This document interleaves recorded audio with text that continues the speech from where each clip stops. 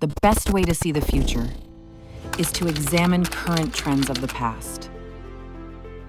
Is income inequality. This income inequality issue, for Democrats, it's an all-out assault on the issue of income inequality. The rich appear to be getting richer, and it may be at the expense of everyone else. Increased inequality and decreasing mobility pose a fundamental threat to the American dream, our way of life, and what we stand for around the globe. Last 10 years, more than half of the new wealth created globally has gone to the richest 1% of humanity. That is the fact that we have the most unequal distribution of wealth and income of any major country on earth, worse today in the United States than at any time since 1928, before the Great Depression. By the time most of us get into work this morning, Canada's top executives will already have made more money than the average worker makes all year. That works out to $7,162 per hour, and that's about 246 times more than a regular worker makes, and those numbers too are both records as well. Well, they got 1% wage increases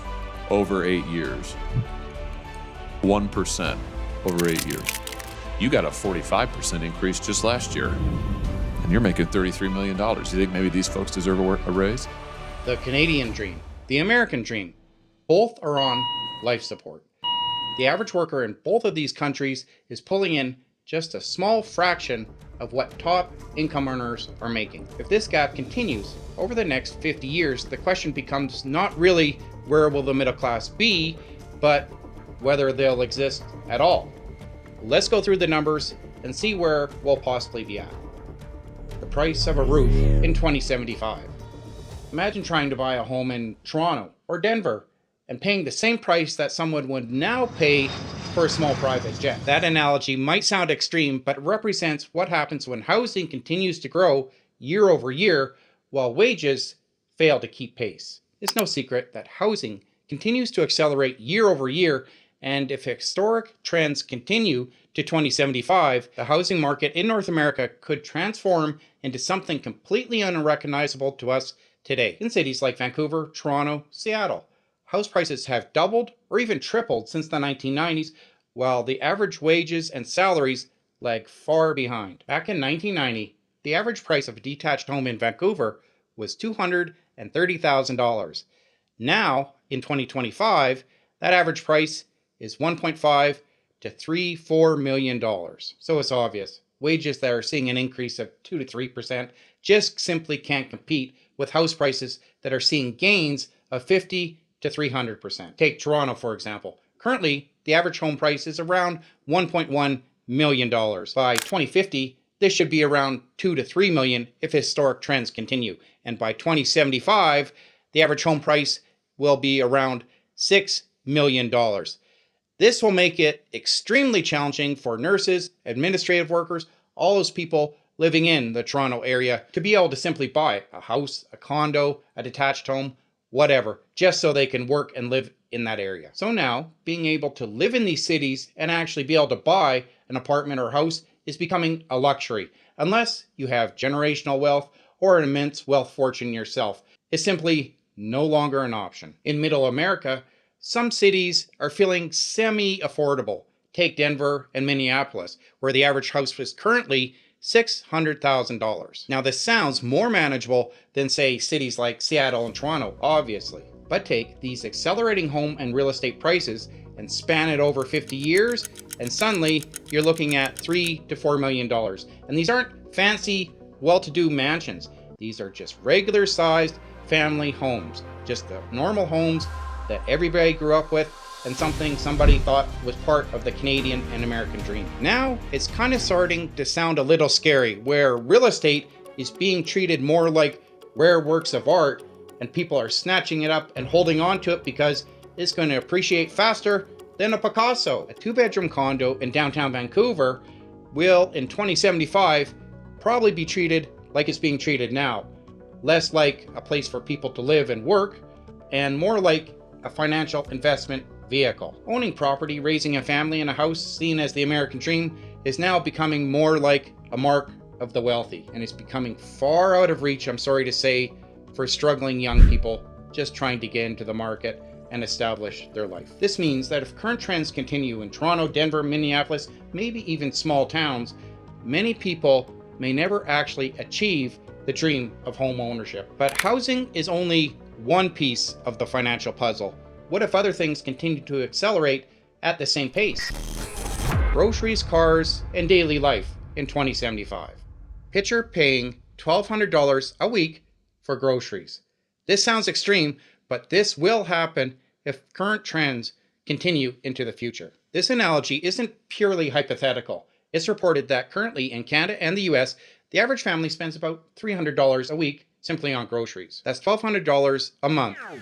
Now, if we use 3% and span that over 50 years, this amounts to groceries costing $860. However, if we use a 5% increase and span that over 50 years for groceries, that bill per week amounts to $1,200. And now imagine if wages only increase by a fraction of that amount. Everybody is aware of the increase in groceries. I made videos about it.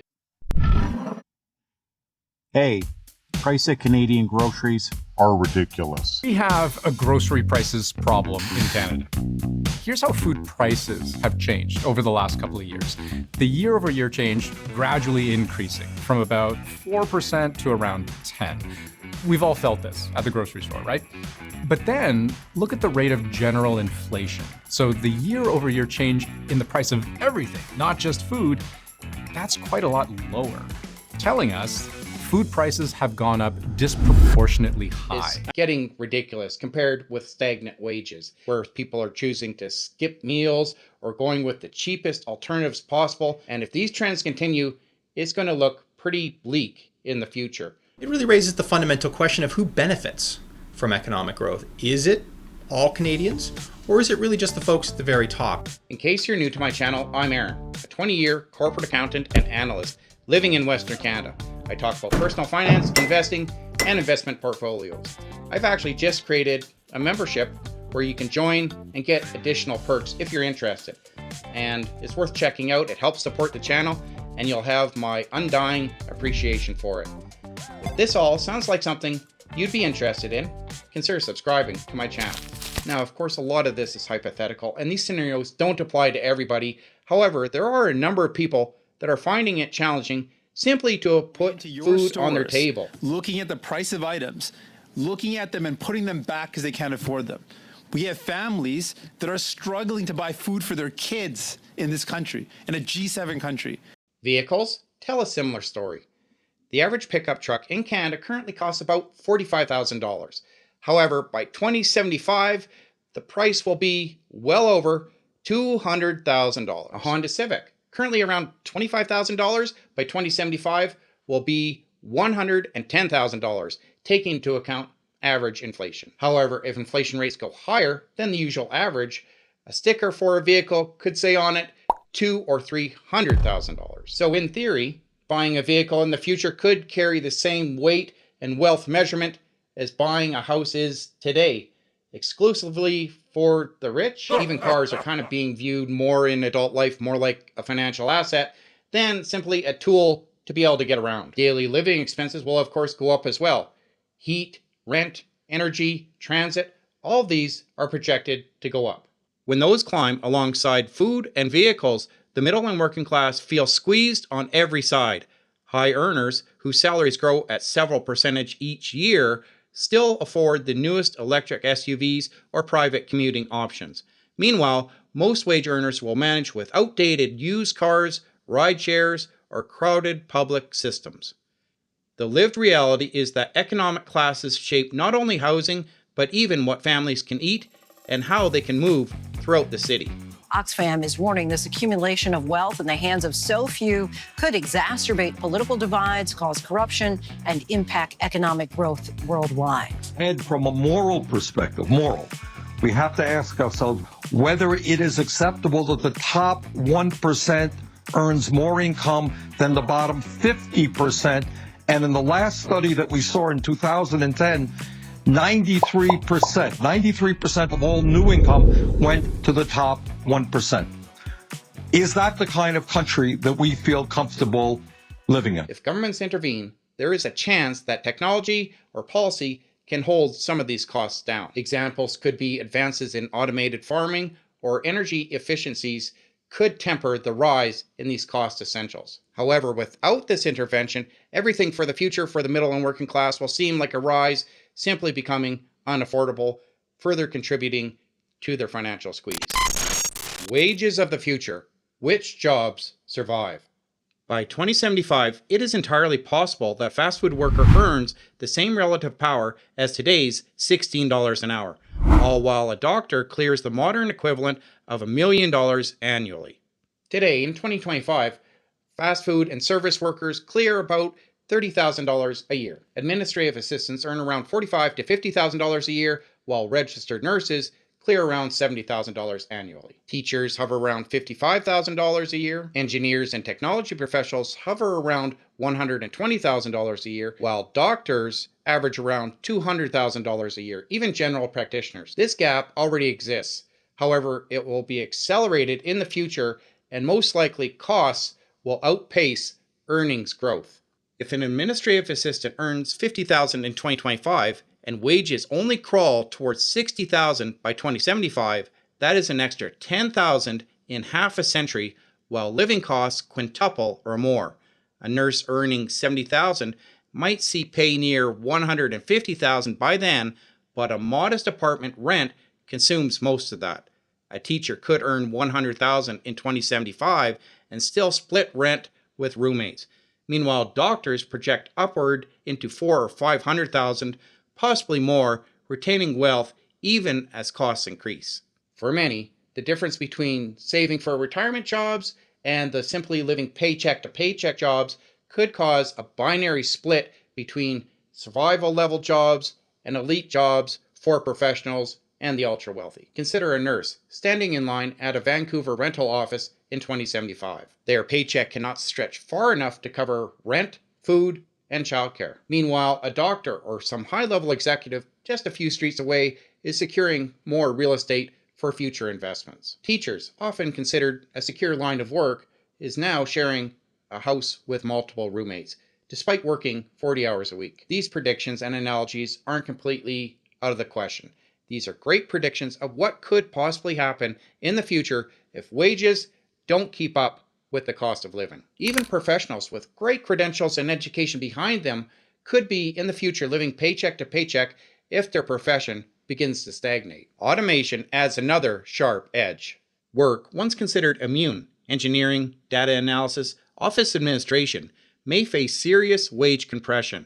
Administrative roles, for example, depend heavily on routine tasks. As AI continues to expand and grow, many of these jobs will face wage compression, stagnation, or elimination altogether. The gig economy intensifies this divide. Instead of building pensions or predictable raises, gig workers absorb shrinking portions of the economy, often without protections or benefits. Whole demographics, particularly those concentrated in lower-paying personal care roles, find themselves vulnerable to replacement or erosion. The picture that emerges is wage polarization. Jobs gravitate into two distinct categories: survival tracks and wealth tracks. The latter, between these tracks, weakens, shattering the hearts of the middle class. By the end of the century, even those highly skilled and educated workers might find themselves living paycheck to paycheck, even though they have full employment, while the elite and top executives continue to cement their financial security. If trends continue, job titles alone will no longer ensure financial security. And now, one of the most important factors, the billionaire impact.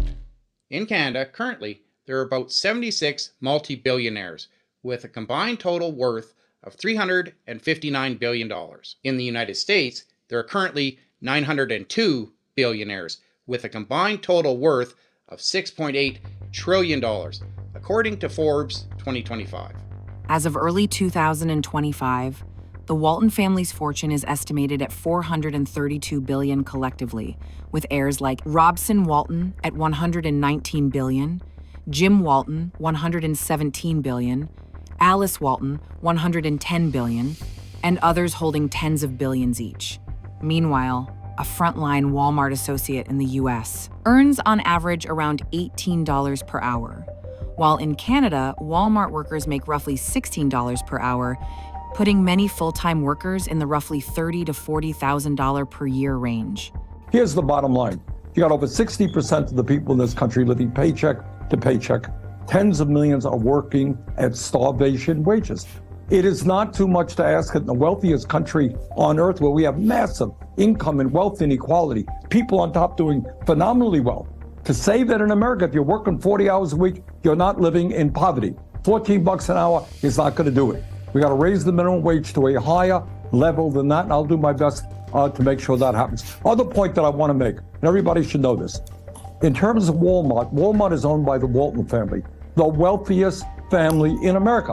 And you got a lot of their workers who are earning wages so low, they got to go on food stamps, they got to go on Medicaid. So in other words, you have the taxpayers of this country subsidizing the wealthiest family in America because they're not paying a living wage. And they're usually top paid executives, CEOs, founders of companies, generational wealth that has continued for years. I was surprised at some of them myself. And for the life of me, I cannot figure out, like once you hit a certain point of wealth, right? Like multi-millionaire, like in the hundreds of millions, or even $1 billion or $2 billion, like why do you need, I can't figure it out. Like I don't want 50 billion, I need 100 billion. What? Why? Why would you ever need that amount of money? More than your grandkids, more than you could spend in 1,000 lifetimes. Like, what's the point? And people might say, well, they earned it. That's their yeah, but once I've achieved a certain level of wealth and I'm well off and I can provide for all my friends and family, doesn't it really say something when you look around, you see everybody else suffering and going, poor and everything like that? And no, this isn't a communist rant. This is more along the lines of socialism and just a balance, right? Like if people aren't working hard and, they're not helping themselves, of course. But if people are struggling and they're hard educated workers and they can't get by, meanwhile, you're sitting on stacks, millions, billions of dollars and just saying, well, that's their problem. They got to figure out something for themselves. Doesn't that really say something about those people and just the greed that has taken over and how it's allowed to happen? Like people just promote this and they just, well, that's the way life is. Well, it doesn't have to be that way. Like there are changes that can be made. And of course, you risk losing those investments in those countries or in the future. But the government's going to find out quickly the impact in 20, 40, 50 years from allowing this to happen. Because pretty soon, they're going to come to the middle class people and suddenly they're not going to have the money to pay taxes. They simply can't afford it. Meanwhile, all these billionaires' wealth have quintupled or more in growth and they can afford it, but the government can't go to them because they were so short-sighted and gave in to them, but they didn't look at the long-term picture. And they've tapped out the middle class, and now they have nowhere to go because the middle and lower classes can't afford to pay the taxes. So what's going to be in the future for the government and taxes? That will be something real interesting to see. I should be around for that, hopefully. I eat my veggies. In case you're new to my channel, I'm Aaron, a 20-year corporate accountant and analyst living in Western Canada. I talk about personal finance, investing, and investment portfolios. I've also just created a membership where in addition to the perks you get for joining, you'll have my sincere appreciation. If all this sounds like something you'd be interested in, consider subscribing to my channel.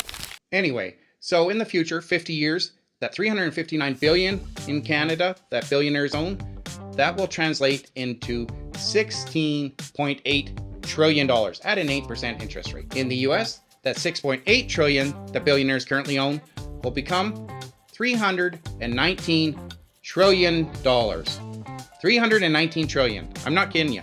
At 8% interest rate. Oxfam says a lack of taxes is driving the wealth inequality. Half of the world's billionaires are living in countries where they don't have to pay any taxes on inherited wealth.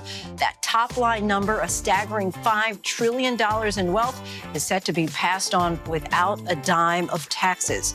It's disgusting now where the pay equity is. Nobody really needs all that money. At this point, eat the rich, just eat the rich. Folks who were making a lot before are making more now. So at this point, the question becomes, what can families, corporations, and governments do to slow or reverse this wealth gap? The middle class won't simply vanish in one sudden collapse.